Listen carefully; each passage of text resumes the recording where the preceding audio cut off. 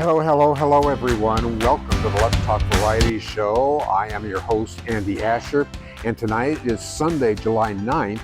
It's another unforgettable show. Since it's turned out to be such a nice evening, I figured that we would take the show for the recording purposes outdoors.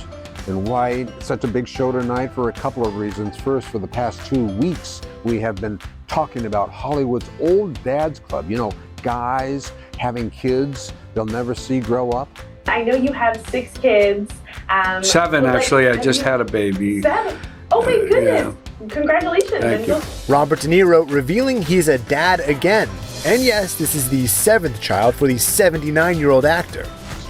For a lot of guys, having kids so late in life is like not a big question that pops up too often, at least those who I pal around with. Now this week, we are flipping the tables. We are hearing from celebrity women who decided not to have kids. Article Oprah, who at 14 gave birth to a baby who only lived for a few weeks, says if I had kids, my kids would hate me because something would have had to suffer and it would have probably been them. We will hopefully hear from other celebrity women during this week. And in our newsstand segment, some of the other men and women in Hollywood who say no babies on board. I say unforgettable show also because this week our guest is a woman in a male-dominated business. But yes, most people think of a funeral director as an older, uptight gentleman, kind of like from the old Westerns. They used to come out and measure you for the caskets. We're not like that.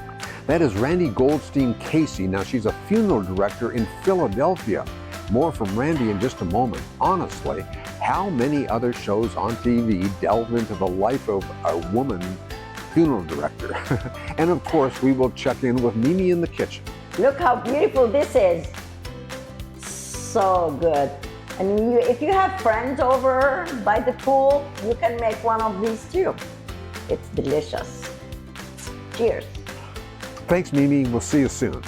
Now, Oprah Winfrey has been very open about her choice to not have kids. She's mentioned that she never had a strong desire to be a mother and feels fulfilled in other aspects of her life.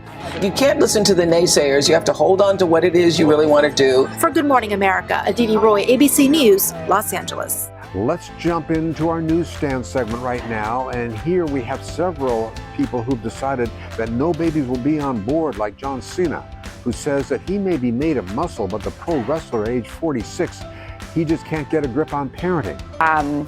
Where are you at now? Because I think you would make like kind of the world's greatest father. That's, first of all, thank you for the comment. And I really enjoy my life. You have to have a passion for it, he said. That was last year. Now, a moment ago, we heard from Randi Goldstein Casey, who is a funeral director at the 5th generation, over 140 years at Goldstein's Rosenberg Raphael-Sacks Funeral Services. That it's in Philadelphia. It's the oldest Jewish funeral home.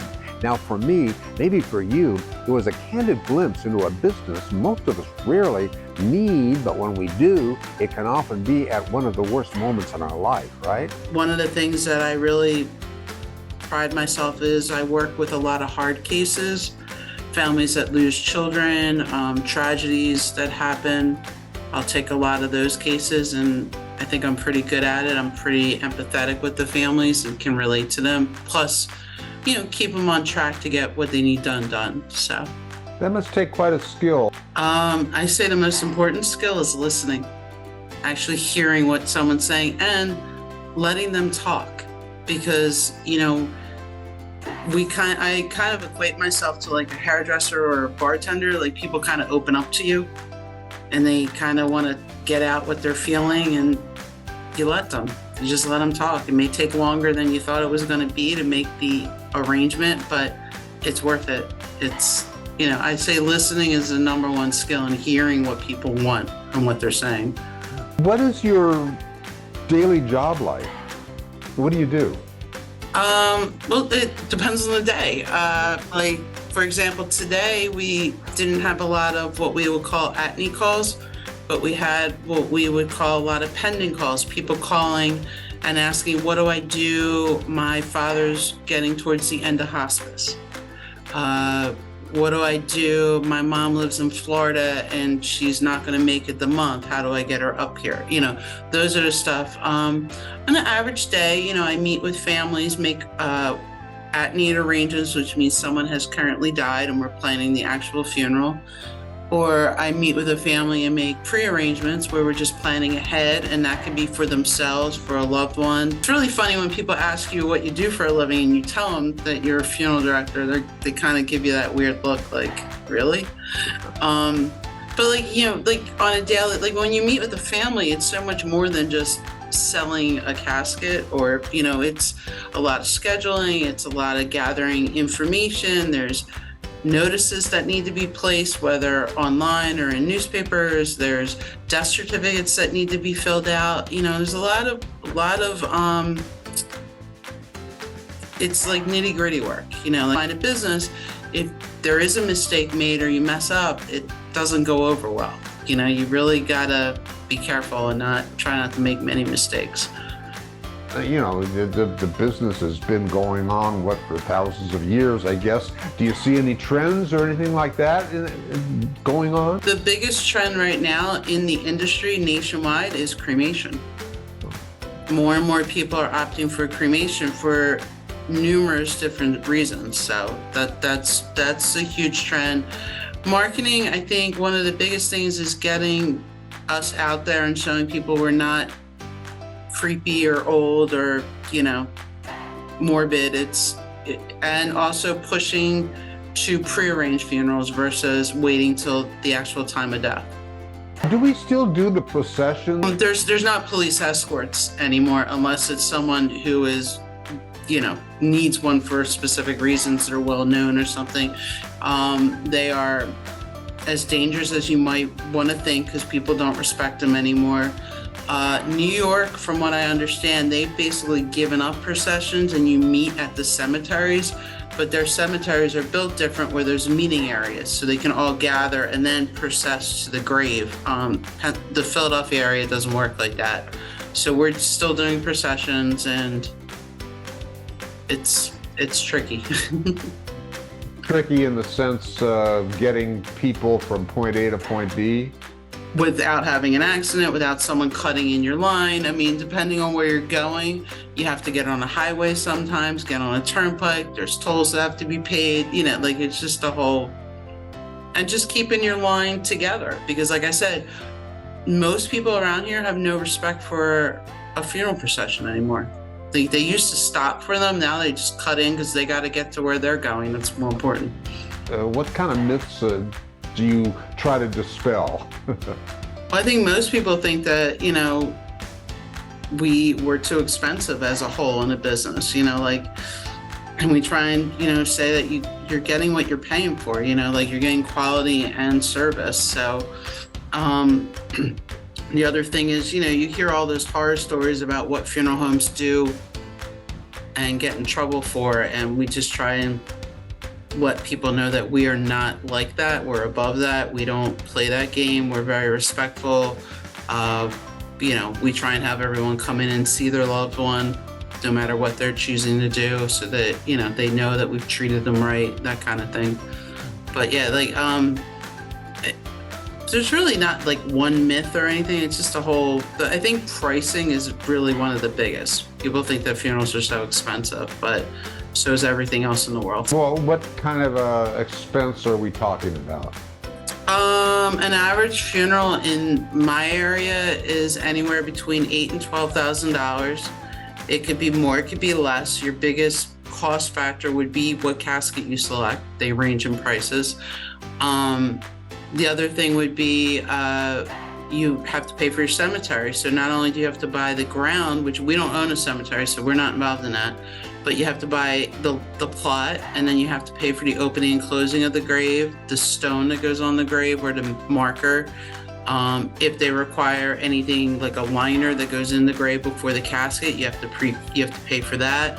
So there's additional charges there that aren't even the funeral home charges, and plus clergy. What question would you get asked most often when somebody calls and how much they don't know where to?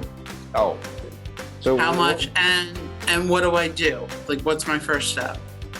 So usually it's, when the person dies, to call us, or if they haven't chosen a cemetery, we suggest that they pick their cemetery first so we know where they want to go. What else would you think that people might ask about or want to know about? I think the biggest question that we've been getting lately is people are asking about prearranging funerals. Is that something that's done often? Well, it's done more and more every day. And one of the things people ask is like, am I too young to do it for myself? No, you can do it whatever you want. You're locking in today's price for the most part for future use. So if you want to lock in today's price, it's not a bad idea. A lot of people also call and ask us, how do I start the conversation with my loved one? We want to do a prearrangement for them, but they don't want to sound morbid. And I said, well, why don't you ask? Have you, thought about your final wishes? Do you have cemetery ground? That kind of opens up the door, whether they want to be buried or cremated. Just kind of how do you that's a question we get a lot. How do I broach the subject with family members? And then the other question we get is, all right, so I'm making this so my children don't have to worry about it. How do I tell them? And I'm always like, tell them you took care of your funeral arrangements. Be honest. Come right out and say it to them. Don't beat around the bush. Unfortunately, it's part of life. There's two things you can't escape in life: death and taxes. So, it's a reality, and people are it's such a taboo subject, but in all honesty, when you do make a prearrangement, especially if you're doing it, you and your spouse are doing it, and then your kids find out the funeral was already prearranged when they call us, they're like, I'm so glad they did this. We wouldn't know what to do. It is a gift.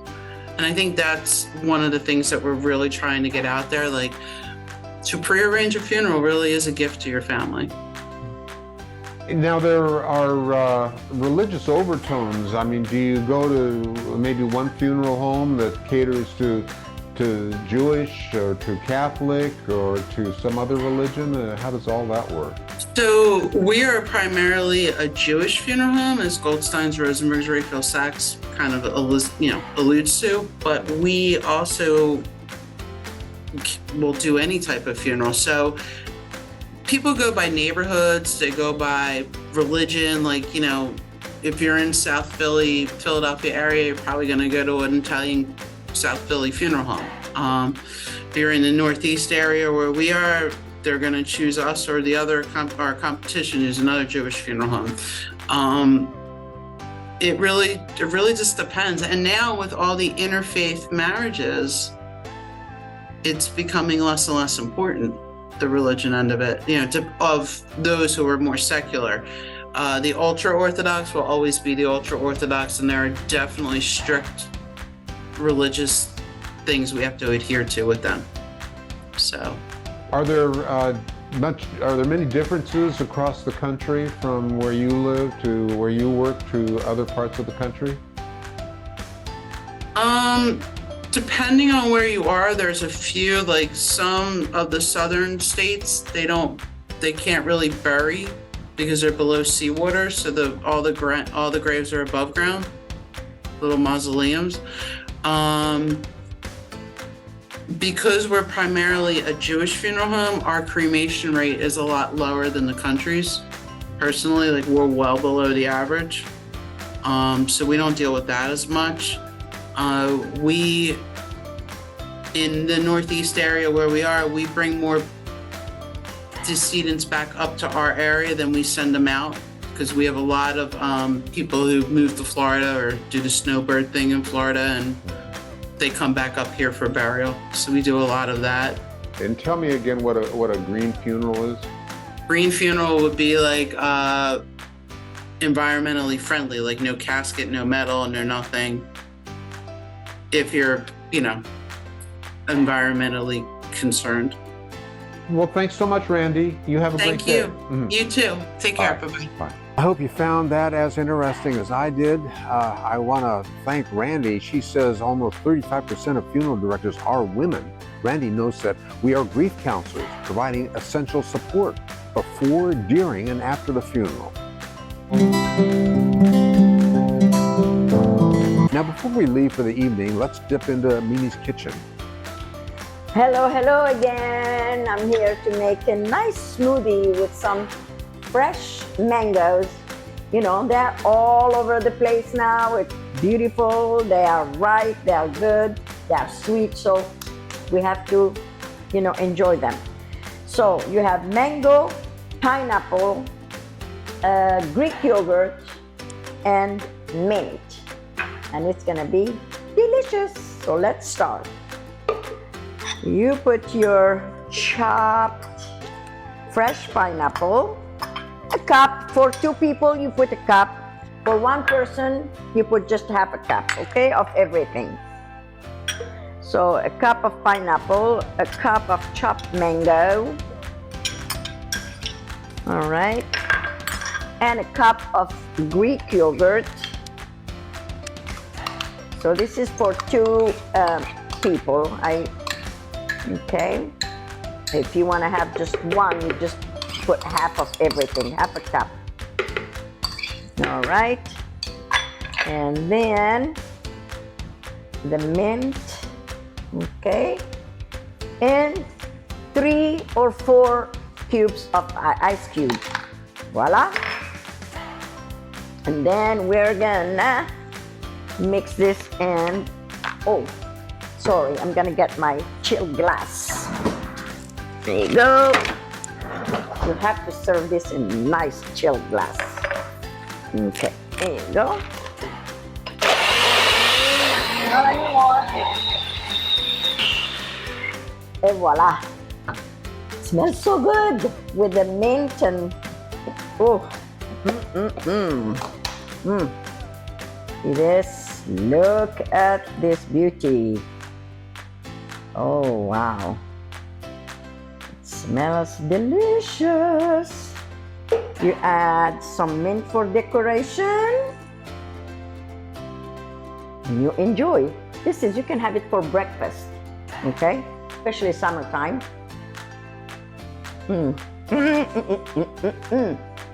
Cheers. This is delicious. Voila!